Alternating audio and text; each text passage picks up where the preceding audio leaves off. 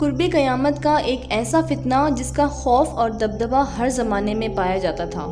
اس فتنے کا ذکر اگر صحابہ کرام کی مجلس میں ہو جاتا تو صحابہ کرام زاروں قطار رونا شروع کر دیتے اور اس فتنے سے اللہ پاک کی پناہ مانگتے۔ دوستو، آج کی اس ویڈیو میں میں بات کروں گی اس کائنات کے سب سے بڑے فتنے یعنی دجال کی۔ یہ دجال کون ہے اور دجال حقیقت میں کس شخصیت کا نام ہے؟ دجال کی پیدائش کب اور کیسے ہوئی؟ اور دجال کے ماں باپ کون ہیں؟ اور کیا حضور پاک صلی اللہ علیہ وآلہ وسلم کے زمانے میں بھی دجال موجود تھا؟ دجال اس وقت کہاں ہے اور دجال اس دنیا میں کب ظاہر ہوگا؟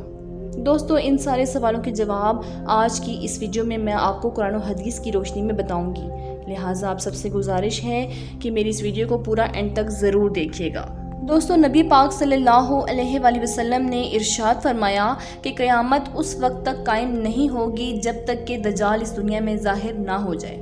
دجال کی ظاہری نشانیاں اور شکل و صورت کے بارے میں نبی پاک صلی اللہ علیہ وآلہ وسلم نے ارشاد فرمایا کہ دجال چھوٹے قد کا ہوگا اور وہ بدصورت ہوگا اور وہ ایک آنکھ سے اندھا ہوگا اور اس کے دونوں پاؤں ٹیڑھے ہوں گے اور اس کے جسم میں بہت زیادہ بال ہوں گے اور اس کے سر کے بال گھنگریالے ہوں گے۔ اس کا رنگ سرخ اور گندمی ہوگا اور اس کی ناک طوطے کی چونچ جیسی ہوگی۔ اور دجال کی سب سے واضح نشانی یہ ہوگی کہ اس کے ماتھے پر کافر لکھا ہوگا، جس کو ہر مسلمان پڑھ لے گا، چاہے وہ پڑھا لکھا ہو یا پھر ان پڑھ ہو، لیکن کافر اور فاسق لوگ اس کو نہ پڑھ سکیں گے۔ دوستو، دجال جب اس دنیا میں ظاہر ہوگا تو لوگوں کے سامنے وہ پرہیزگار بن کر رہے گا تاکہ لوگ زیادہ سے زیادہ اس کی پیروی کریں، لیکن اندر سے وہ کافروں کی طرح ظالم ہوگا۔ دجال سب سے پہلے نبوت کا دعویٰ کرے گا اور جب اس کے ماننے والوں کی تعداد زیادہ ہو جائے گی تو اس کے بعد یہ خدائی کا دعویٰ کر دے گا۔ دجال ایک بہت بڑی سواری پر سوار ہو کر پورے روئے زمین پر گردش کرے گا اور وہ سواری اتنی بڑی ہوگی کہ اس کی آنکھوں کا درمیانی فاصلہ 40 گز ہوگا۔ دوستو، دجال کے پاس بے شمار طاقت اور بے شمار مال و دولت کے خزانے ہوں گے اور اس روئے زمین کی زیادہ تر نہروں پر اس کا قبضہ ہوگا اور یہ لوگوں کو گمراہ کرنے کے لیے طرح طرح کی شودہ بازیاں دکھائے گا۔ یہ آسمان کو حکم دے گا تو وہ بارش برسائے گا، یہ زمین کو حکم دے گا تو وہ سبزہ اگائے گی۔ اس وقت دجال اپنے آپ کو خدا کہے گا۔ جو لوگ اس کے پیروکار بن جائیں گے ان کو یہ مالا مال کر دے گا اور وہ لوگ جو عیش و عشرت کی زندگی گزاریں گے، اور جو لوگ دجال کو خدا ماننے سے انکار کر دیں گے تو یہ ان کو قتل کر دے گا۔ دوستو، دجال بجلی سے بھی زیادہ تیز رفتار سے اس زمین کے اندر گردش کرے گا اور وہ دنیا کے ہر کونے میں جائے گا۔ اس وقت دنیا کے تمام کافر اور اسرائیلی لوگ اس کی حمایت کا اعلان کر دیں گے اور اس کی جماعت کے ساتھ شامل ہو جائیں گے، لیکن جو سچا مسلمان ہوگا وہ اس کو پہچان لے گا اور اس کو ماننے سے انکار کر دے گا۔ دجال پورے روئے زمین میں فتنہ اور فساد پھیلانے کے بعد مکہ مکرمہ اور مدینہ منورہ کی طرف روانہ ہوگا۔ جب یہ مکہ میں داخل ہونے کی کوشش کرے گا، اس کو مکہ میں داخل ہونے سے روک دیا جائے گا اور آخرکار مکہ سے ذلیل و خوار ہو کر مدینہ منورہ کی طرف جائے گا۔ اس وقت مدینہ منورہ کے 7 دروازے ہوں گے اور ہر دروازہ پر اللہ تبارک و تعالیٰ کی طرف سے ایک نگہبان فرشتہ مقرر ہوگا جو اس کو مدینہ منورہ میں داخل نہیں ہونے دے گا۔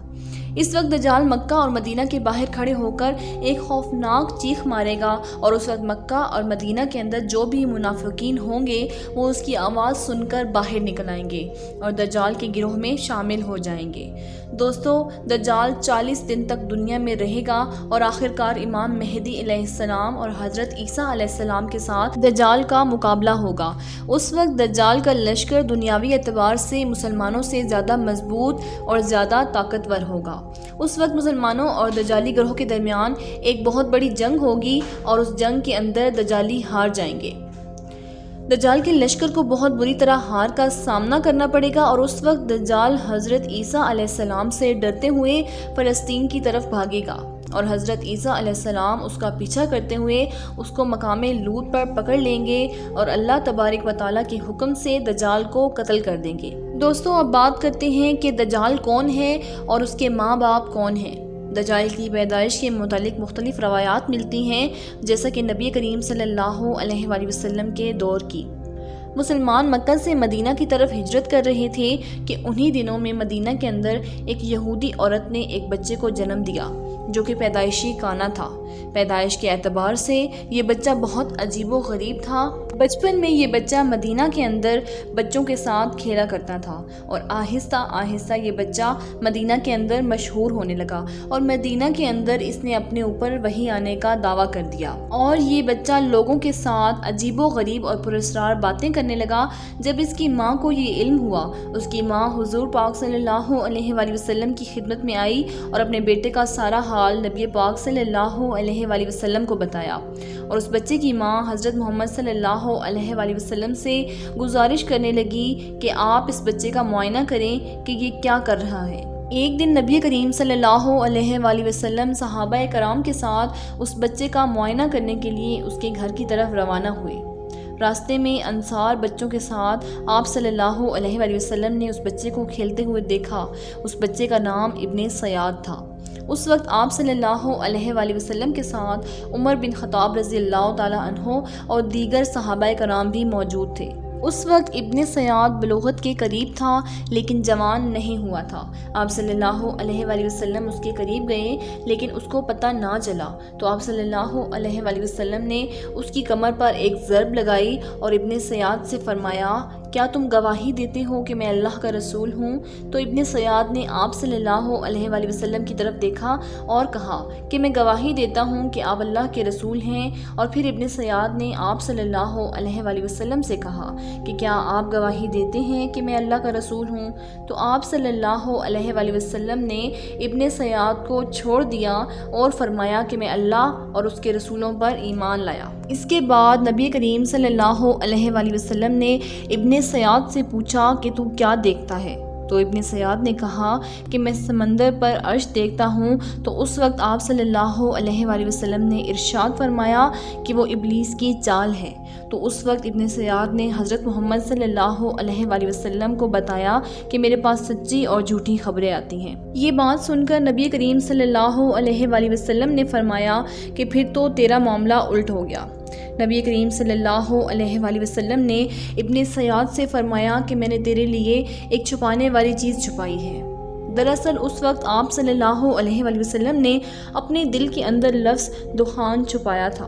تو ابن سیاد آپ صلی اللہ علیہ وآلہ وسلم سے کہنے لگا کہ آپ نے دل کے اندر جو چیز چھپائی ہے وہ الدخ ہے۔ تو اس پر آپ صلی اللہ علیہ وآلہ وسلم نے ارشاد فرمایا کہ ذلیل ہو جا، تیری قدرت بڑھ نہیں سکتی۔ اس وقت حضرت عمر رضی اللہ تعالیٰ عنہ نے فرمایا کہ اگر آپ مجھے اجازت دیں تو میں اس کی گردن اڑا دوں۔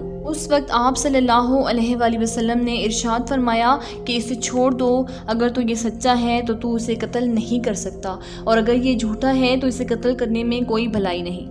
دوستوں، مدینے کے لوگ ابن سیاد کے بارے میں کہا کرتے تھے کہ بعض شیاطین اس کے پاس آتے تھے جو اسے عرش الہی کی خبریں دیا کرتے تھے، جبکہ آپ صلی اللہ علیہ وآلہ وسلم نے ابن سیاد کے بارے میں سکونت اختیار کی ہے، کیونکہ آپ صلی اللہ علیہ وآلہ وسلم کی طرف یہ وحی نہیں کی گئی کہ ابن سیاد کی حقیقت کیا ہے، جبکہ بعض لوگ ابن سیاد کو ہی دجال مانتے ہیں، اور چند صحابہ کرام کا خیال بھی یہی تھا کہ ایک دوسری روایت میں ملتا ہے کہ حضرت عمر رضی اللہ تعالیٰ عنہ آپ صلی اللہ علیہ وآلہ وسلم کے سامنے ابن سیاد کو دجال کہا کرتے تھے، لیکن آپ صلی اللہ علیہ وآلہ وسلم نہ ہی اس بات کا اقرار کرتے اور نہ ہی انکار کرتے۔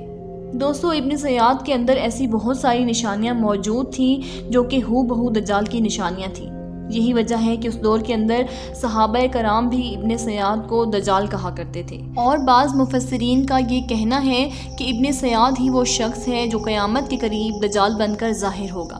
حضرت ابو سعید خضری رضی اللہ تعالیٰ عنہ بیان کرتے ہیں کہ ابن سیاد مجھ سے کہنے لگا کہ میں دجال کے ماں باپ کو بھی جانتا ہوں اور دجال کو بھی جانتا ہوں۔ تو اس وقت حضرت ابو سعید خضری رضی اللہ تعالیٰ عنہ نے ابن سیاد سے کہا کہ کیا تو اس بات کو پسند کرتا ہے کہ تو ہی دجال ہو؟ تو اس وقت ابن سیاد نے کہا کہ اگر مجھے دجال بنایا گیا تو میں اس بات کو ناپسند نہیں کروں گا کہ میں دجال بنوں۔ دوستو، بعض مفسرین کا کہنا ہے کہ ابن سیاد دجال نہیں ہے، کیونکہ یہ بعد میں آپ صلی اللہ علیہ وآلہ وسلم پر ایمان لے آیا تھا، بلکہ دجال حضرت سلیمان علیہ السلام کے دور میں جنات اور انسانوں کے ملاپ سے پیدا ہوا تھا۔ اور اس کے ماں باپ کو قتل کر دیا گیا تھا۔ دجال کو ایک جزیرے کے اندر قید کر دیا گیا اور انسانوں اور جنات کے ملاپ سے پیدا ہونے والا بچہ یعنی دجال آج بھی اسی جزیرے پر قید ہے، اور اس کے ساتھ ساتھ شیطان اس کو ہر بات کی خبر دیتے ہیں۔